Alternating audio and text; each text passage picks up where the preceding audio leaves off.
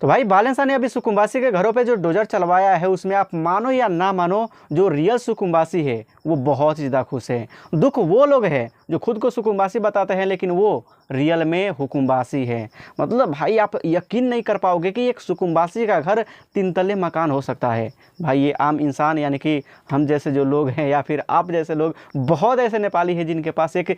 तल्ले घर नहीं है, लेकिन इन सुकुम्बासी के पास 3 तल्ले 4 तल्ले घर है। और इन लोगों को आप सुकुम्बासी कह रहे हो, भाई मैं तो नहीं मानता हूँ। और रही बात ये सुकुम्बासी और हुकुम्बासी की, भाई जो रियल सुकुम्बासी है उनको तो एक रहने का ठिकाना जो है वो सरकार दे ही रहे हैं, तो वो बहुत ज़्यादा खुश है। लेकिन दुखी ये लोग हैं जिनका ये मतलब कि एक कारोबार बन चुका था, जिनका एक बिजनेस हो चुका था कि ये मतलब कि रहने का एक घर बना लेते थे और वहाँ पे जो है ना इनको कर देना पड़ता था, ना सरकार को कोई मतलब पैसा देना पड़ता था, और ये खुद के घर में जो है मतलब भाड़ा देकर बैठते थे और पैसा कमाते थे। इन लोगों को बहुत ज़्यादा दुख लग रहा है क्योंकि ये तो सुकुम्बासी नहीं बल्कि हुकुम्बासी हैं, और इनके लिए जो है अभी कुछ विपक्ष के लोग, कुछ आप कह सकते हो कि झोले लोग इनका साथ दे रहे हैं और कह रहे हैं कि बालेंसा ने ये अच्छा नहीं किया है, ये गरीब के मतलब घर को ढा रहे हैं, ये कर रहे हैं, वो कर रहे हैं। तो क्यों ना वो करें, क्योंकि उनको वोट भी वहीं से मिल रहा था जहाँ पे अभी डोजर चल रहा है। यानी कि जो ये विपक्ष के लोग हैं या फिर जो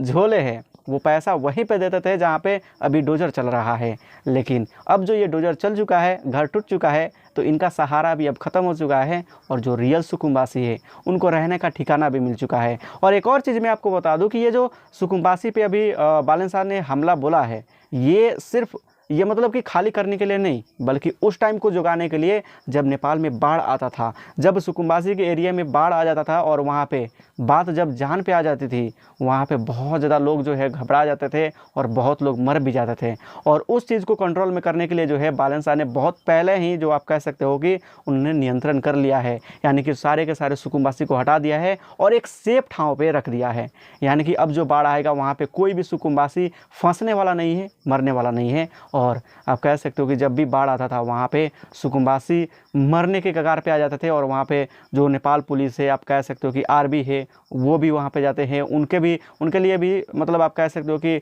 रिस्क बहुत ज़्यादा बढ़ जाता था और वहाँ पे बहुत सारी जानें चली जाती थी। और उस चीज़ को कंट्रोल करने के लिए अगर बालेंसा ये काम कर रहे हैं तो भाई मैं तो 100 में 100% देने वाला हूँ उनको, क्योंकि उन्होंने ये काम शुरू किया है। जो काम कभी भी किसी भी सरकार ने नहीं किया था वो काम इन्होंने किया है। वैसे जो ये लोग उनको ट्रोल कर रहे हैं या फिर उनके अगेंस्ट में बोल रहे हैं, उन लोगों को मैं एक ही बात कहना चाहूँगा कि अगर तुमको ख़राब लग रहा है तो शांत रहो, क्योंकि तुमको बोलने का कोई अधिकार है नहीं, क्योंकि तुम खुद तो कर नहीं पा रहे हो या फिर करने वाले नहीं हो। तो जो कर रहा है उसे करने दो, क्योंकि तुम अगर उनके अगेंस्ट में बोल रहे हो तो तुम एक झोले हो सकते हो, और झोले लोग को जो है इस नेपाल में कोई जगह नहीं है। और रही बात मेरी, तो भाई मैं तो खुद एक आप कह सकते हो कि असल नेपाली हूँ, तो मुझे तो पूरा पता है कि नेपाल में क्या हो रहा है और क्या होना चाहिए। वैसे अगर आप भी चाहते हो कि बालेंसा ऐसा ही काम करते रहें तो इस वीडियो को लाइक, शेयर और कमेंट जरूर करना।